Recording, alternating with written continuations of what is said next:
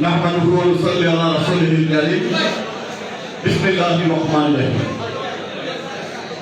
মিরসরাই উপজেলা press club কর্তৃক আয়োজিত আজকের ইফতার মাহফিল সুধী সমাবেশের সম্মানিত সভাপতি, আজকের এই মহতী অনুষ্ঠানের প্রধান অতিথি মিরসরাই নির্বাচিত জাতীয় সংসদ সদস্য, মিরসরাইয়ের অভিভাবক জনাব নুর আমিন এমপি মহোদয় সাহেব, উপস্থিত বিভিন্ন শ্রেণী পেশার সম্মানিত নেতৃবৃন্দ, আসসালামু আলাইকুম ওয়া রাহমাতুল্লাহ।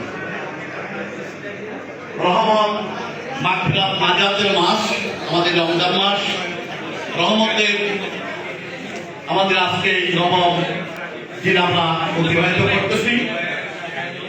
আমি আজকের এই ইফতার মাহফিলে আগাম মিরসরাইবাসীকে ঈদের শুভেচ্ছা জানাচ্ছি, অভিনন্দন জানাচ্ছি।